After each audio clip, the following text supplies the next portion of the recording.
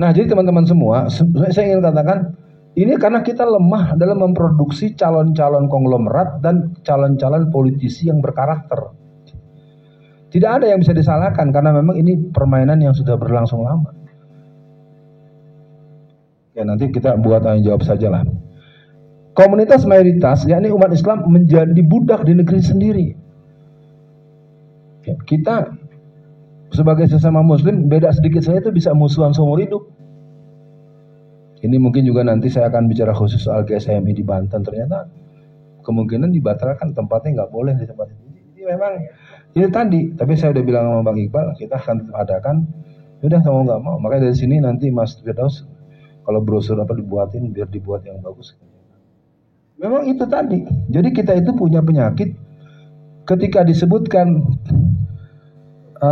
ruhama ubainahum, ya, asyidau alal kufar ruhama ubainahum, dibalik ruhama ukafirun.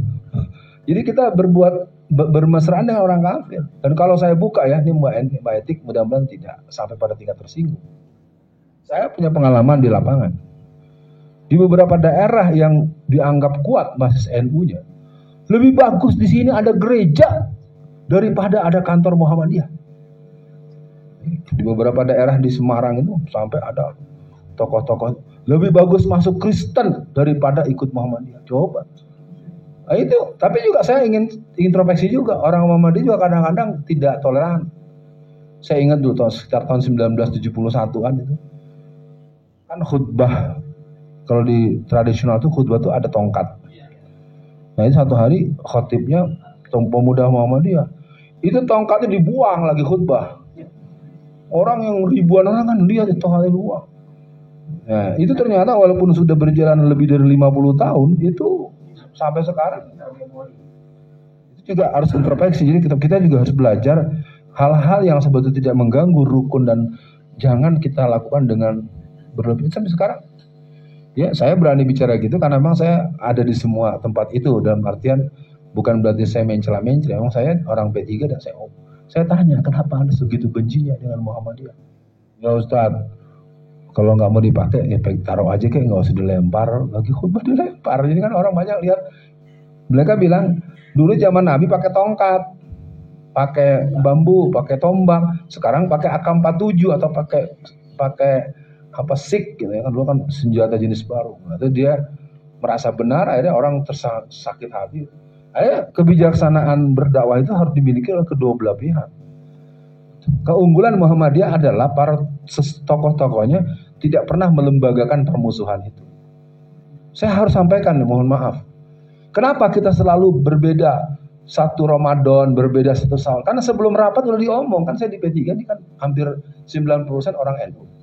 Pokoknya nanti kalau rapat kita yang penting asal beda dengan Muhammadiyah. Nah itu begitu-begitu terus, jadi akhirnya gimana coba? Udah doktor, profesor, dokter, tapi begitu terus yang diajarkan ke bawah. Ya, jadi saya nggak paham, mohon maaf, saya ngomong begini, ya sekali lagi, memang ini, ya gini lah adanya. Nah ini ada yang buat, gitu. Saya nggak mau teruskan terlalu sensitif, tapi intinya kita bisa membayangkan kalau terjadi frekuensi silaturahim yang baik, tingkat pertemanan yang baik. Next. Nah ini mungkin pesan buat anak-anak dan ponakan. Karena kalau kita langsung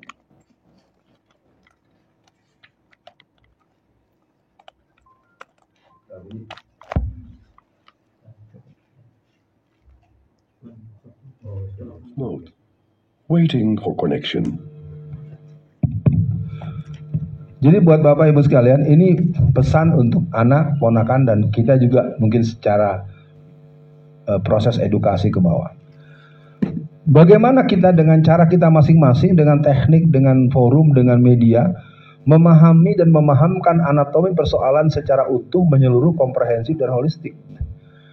Zeronya remaja-remaja masjid di seluruh Indonesia itu adalah wujud daripada suksesnya mereka memberangus lahirnya benih-benih Muhammad Al-Fatih, benih-benih Salahuddin Al-Ayyubi. Ya. Kalau bahasa paling kaki limanya, benih-benih Alfian Tanjung. Orang-orang model saya ini susah loh nyari pabriknya. Kalau saya udah mati udah. Paling anak saya hafal 30 juz. Dan di rumah jadi anak buahnya Mbah Surip kan. Habis tidur lagi, habis tidur lagi begitu. Kalau kita tengok semua. Nanti kalau sudah selesai sekolah, kuliah, ya, anak saya sudah kerja, gaji 300 juta. Cuma dua yang dibanggakan oleh kebanyakan keluarga di Indonesia. Membanggakan anaknya soleh, membanggakan anaknya sekolahnya tuntas, setelah itu membanggakan anaknya sudah kerja, gajinya besar. Udah. Bos kiri kanan tanah dibeli Cina, kiri kanan gereja bertumbuh. Ya, pertumbuhan gereja di Indonesia itu setahun itu 466%. Nggak ada yang ngimbangin.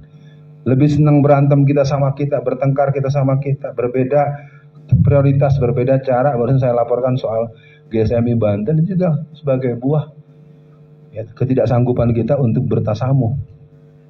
Yang kedua, mempunyai kesiapan secara pribadi dalam artian yang seluas-luasnya, serta kesiapan kolektif dalam artian kekuatan jamaah generasi muda Islam.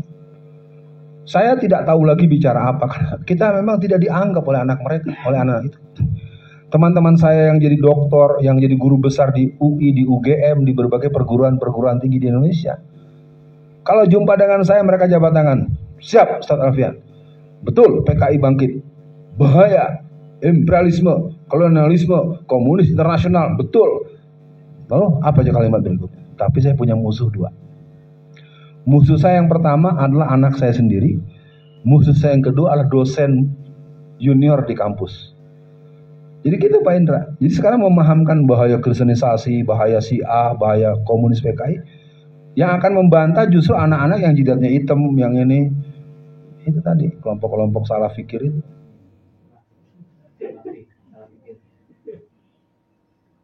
Yang ketiga, membangun jaringan perlawanan secara sedemikian rupa sehingga kekuatan terbangun bisa menjadi kekuatan yang bersifat nasional bahkan internasional. Ini membutuhkan kesahajaan dan relasi-relasi ke generasi milenial antara keilmuan kita di satu sisi dan kesediaan kita untuk membatin, untuk kesebatinan dengan mereka.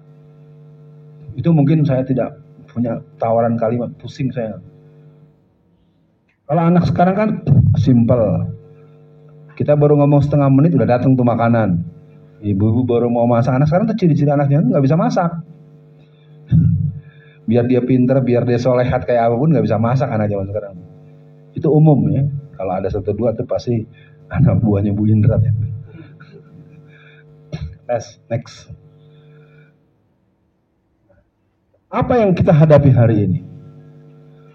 Saya ingin katakan, yang saya buat ini tidak berubah secara prinsip sejak 20 tahun. Kalau kata bahasa Betawinya gila oleh gitu.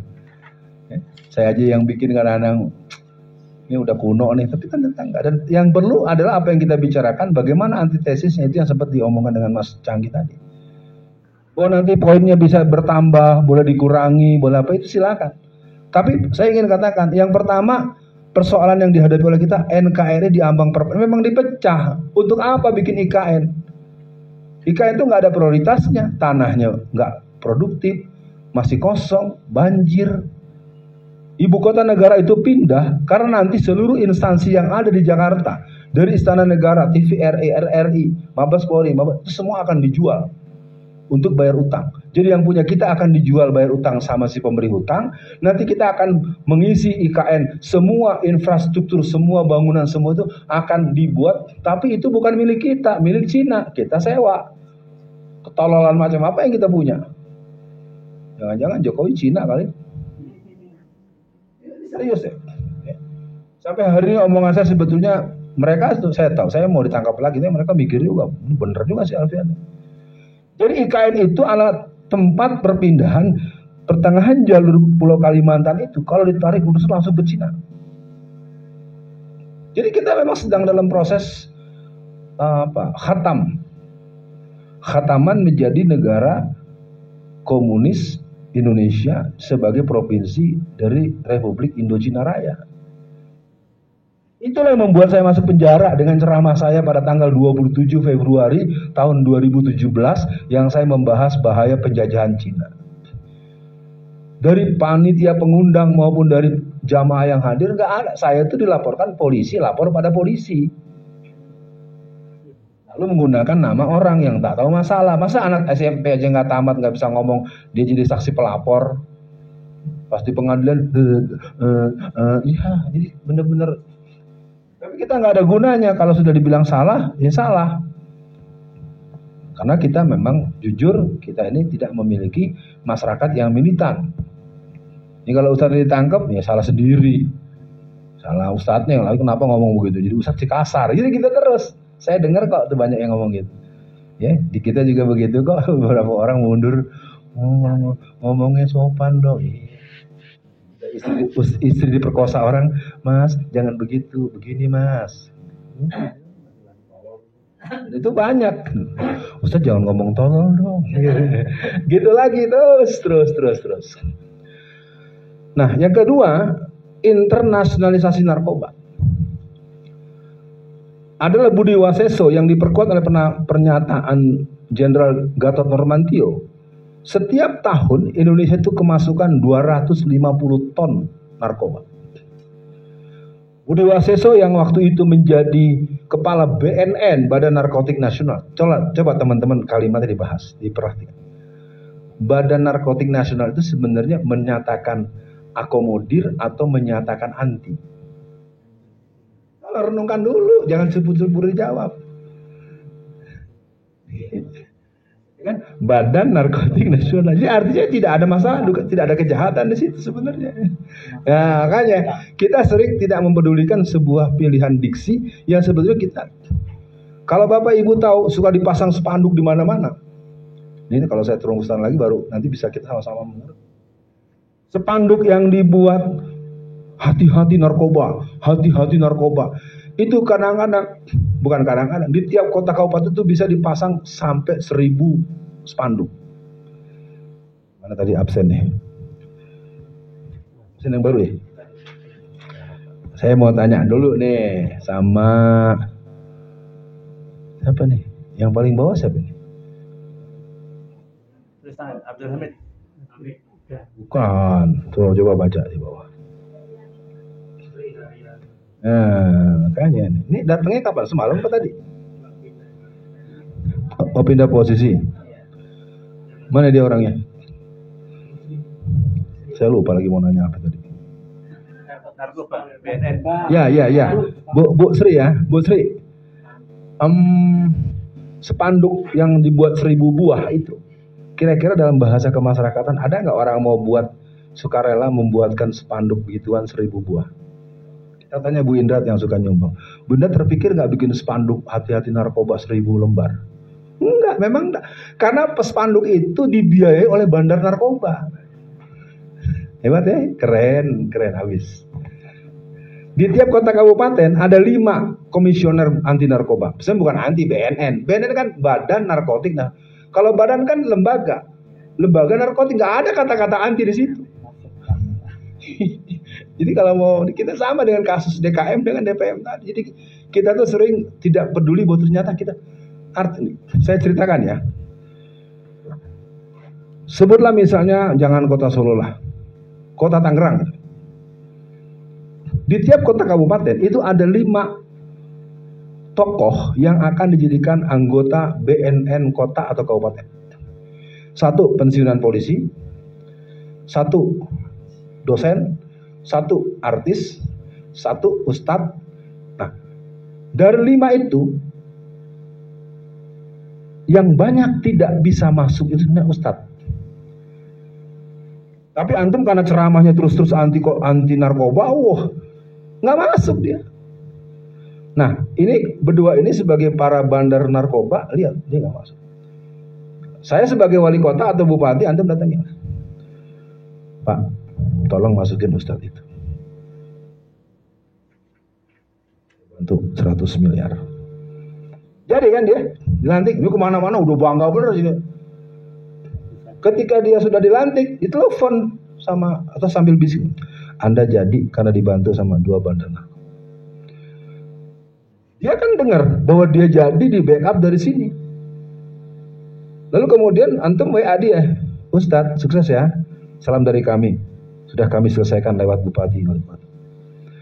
Kira-kira Bapak Ibu sekalian, kalau besok BNN ini rapat untuk menggerebek, untuk menangkap, untuk melakukan pensweepingan narkoba, kira-kira Pak Ustadz ini lapor nggak ke sini?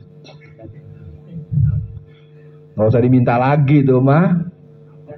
Selama ini kenapa operasi itu gagal terus? Karena begitu. Karena satu di antara mereka adalah bagian daripada bandar. Yang paling banyak itu ustadz. Ya kan kita harus bersyukur dengan yang bantu teman. Goblok, lu goblok. Dibilang goblok, yang disalahin ngomong goblok, malu goblok. Jadi narkoba itu memang sudah dibuat sedemikian tuntas. Penyebar narkoba itu yang paling banyak itu di sekolah PAUD dan SD, yang banyak anak-anak tokoh, anak-anak pejabat, anak-anak pengusaha di seluruh Indonesia. Di tiap sekolah mesti ada tukang mainan dan tukang jajanan yang jadi idola anak-anak. Apa cilok atau apa gitu ya. Ini kalau saya terus ini bisa sampai lohor dan kita belum selesai. Yang jelas ya mainan, tapi yang paling asik itu ya diantaranya tukang makanan. Anak-anak kan kalau wah istirahat. Kan saya bandar narkoba di jaringan sekolah itu misalnya saya. Antum menjualan makanan anak-anak apa cilok ataupun apa. Itu kan dikerumungin ramai. Terus bubar lagi kan. Nah bubar lagi kan nggak langsung pulang. Mas hebat ya jualannya laku. Ya alhamdulillah. Istri saya ngedoain saya. Saya sudah siapkan amplop uang isinya 2 juta rupiah. Uang 2 juta rupiah dalam amplop itu bisa dilipat nggak? Bisa. Ya kita nggak usah basa-basi itu 2 juta masih bisa dilipat. Antum sebagai pedagang, karena saya puji gitu kan terus cerita lah gitu. Keren. Sambil pulang itu uang yang 2 juta saya kantongin. Per sekian detik. Kan pasti yang kita, nah maaf ya, kalau orang Jawa kan, apa nih, opo iki kan gitu kan. Tapi saya yang ngasih kan udah pergi. Dan dia sudah lihat wajah saya. Ketika dia mau pulang, berkemas pulang, dia. Ya Allah, jualan 1 hari paling untung 70.000, ya Allah. Ini 2 juta, ya Allah, alhamdulillah. Nah, nggak selang seminggu, saya datang lagi. Sudah bawa kotak plastik atau baki yang isinya mainan-mainan, permen-permen yang gambarnya SpongeBob, yang apa namanya itu, apalagi si Upin-Upin, kalau macam yang penampakannya keren-keren, baunya menyengat, warnanya kontras, ketulungan, ahli, bacaannya banyak. Makanya kenapa Rocky Gerung sampai merobek ijazah-ijazah? Mungkin ada satu orang ijazahnya palsu, nggak mau ngaku, nangkep orang. Jadi kalau bilang minimnya kualitas ini ya kualitas feeling respon, kualitas inisiatif, kualitas kepeloporan. Kalau cuma pinter mah banyak. Coba lihat penceramah udah lama minumnya kan nggak dikasih, itu cuma salah karena sumber imam saja kan saya omong itu imam ini.